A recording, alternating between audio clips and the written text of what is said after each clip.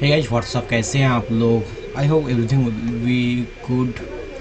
And now the topic is lots of people are, especially the students, are asking me what is the mop round and the sports round. Is mop round and sports round are same?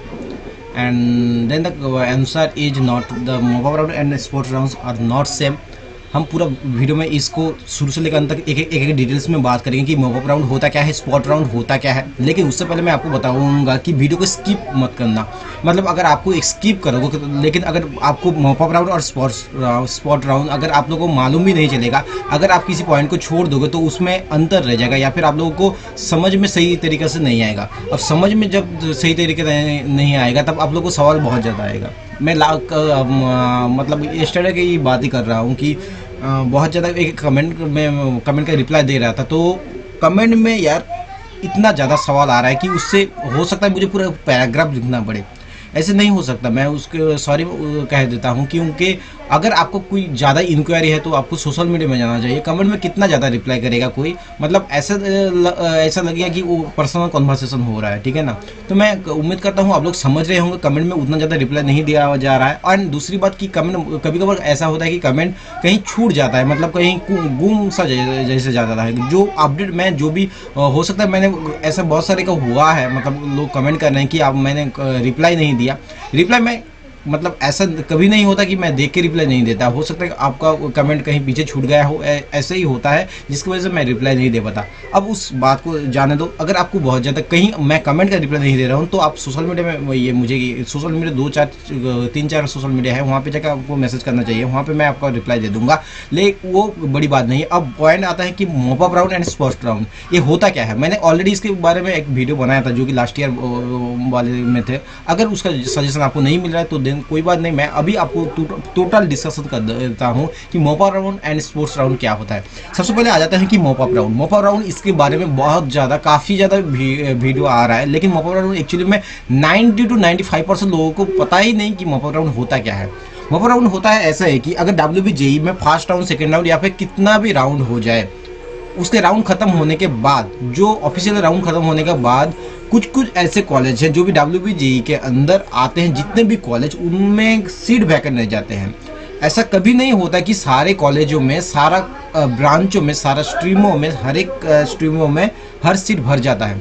कुछ कॉलेजों में, कुछ स्ट्रीमों में seat रह जाता है। तब हर एक कॉलेज उस इंफॉर्मेशन को लेके WBJE बोर्ड को दे देता है। अब WBJE बोर्ड को देने के बाद वो लोग कहता है कि यार आप लोग एक राउंड करवाओ जिसका नाम मॉप अप राउंड, या फिर वो लोग खुद से भी करवाता है, जिसका कोई कॉलेज होता है वो मॉप अप राउंड के नाम से जाना होता है। अब उस राउंड के दौरान क्या होता है, आप अपना अपना उस राउंड में पार्टिसिपेट करो, अपना कॉलेज सेलेक्ट करो, कॉलेज सेलेक्ट करने के बाद अपना ब्रांच सेलेक्ट करो। अगर आप लोगों को वहाँ पे कुछ छूट मिल जाती है, जैसे मानो कि टेक्नोमेन में अगर आपको जहाँ CSE में मिल जाता था 3000, 5000, 8000 तक, उससे ज़्यादा कभी नहीं जाता था, तब मॉप अप राउंड में वही सेम कॉलेज में आपको 8000, 10,000 या फिर 12,000 तक मिल जा सकता है।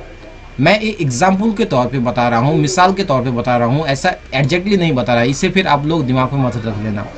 फॉर एग्जाम्पल मैं ऐसा बता रहा हूँ कि अगर कोई कॉलेज 2000 तक, एक 2000 टू 3000 तक, ज़्यादा से ज़्यादा 3000 तक जाता है कोई कॉलेज नॉर्मल राउंड में, तभी same college mop up round में उसका डबल चला जाता है या फिर दुगना चला जाता है। ऐसा हर साल के लास्ट कुछ ईयर के बेसिस पे मैंने आपको बताया है। अब ये होती है मॉप अप राउंड। इस राउंड में आपको अब बारी आती है कि इस राउंड में आपको पार्टिसिपेट करना चाहिए या नहीं।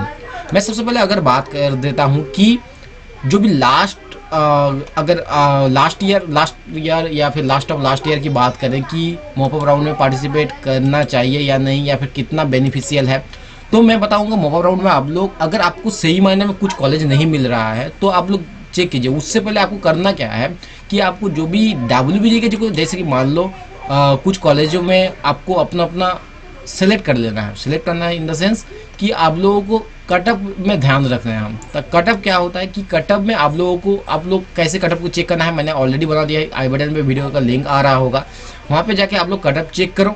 कट ऑफ चेक करने के बाद आप लोगों को एक अंदाज़ा लग जाएगा। अगर फिर भी इसमें आप लोग नाकाम रहें कि मैं अंदाज़ा नहीं लगा पा रहा हूँ या फिर मुझे सही मायने में कौन सा कोर्स मिलेगा, भाई इतने रैंक में कितने मिलेगा, उसके लिए मैं हूँ, उसकी टेंशन लेने बात नहीं। लेकिन खुद से एनालिसिस करो। इससे होता क्या है, आपको सही मायने में सही आइडिया मिलता है। इससे आप लोग अपने अपने कॉलेज को, पार्टिकुलर जिस कॉलेज में, ऐसा नहीं हो सकता है कि किसी भी बंदे कोई एडजेक्ट नहीं बता सकता। कल किसी ने बताया कि यार ये भैया ये का जो भी कॉलेज मैंने बताया, इस कॉलेज में आईटी, सीएससी या फिर ईसीई ये कंफर्म मिल जाएगा। देखो मैं आपको एक बात बताना चाहता हूँ कि जो भी कॉलेज का जो भी सीट आप लोग जो भी चाहते हो, कोई ये नहीं बता सकता कि आप लोगों को कंफर्म मिलेगा या नहीं, कोई नहीं बता सकता। इवन मतलब अगर वो खुद कॉलेज वाले भी हो जाए, कोई कंसल्टेंट या कोई भी अगर आप लोगों को दावा करता है तो वो गलत बोलता है। कोई भी ये नहीं बता सकता, आपको एक्सट्रीम बता सकता है, अप्रोक्स इतना जा सकता है, इतना बता सकता है कि लास्ट ईयर इतना गया था तो इस हिसाब से इस ईयर इतना जाएगा। हो सकता है इस ईयर ज़्यादा जाए थोड़ा या फिर कम जाए, तो इतना ही एडजेक्ट तो कोई नहीं बता सकता, थोड़ा बहुत आसपास का बता सकता है, उसी के हिसाब से आपको चलना है। तो कंफर्म इस बारे में मतलब कैसे कोई कंफर्म बोलेगा, कंफर्म तो बोलने की कोई सवाल ही नहीं।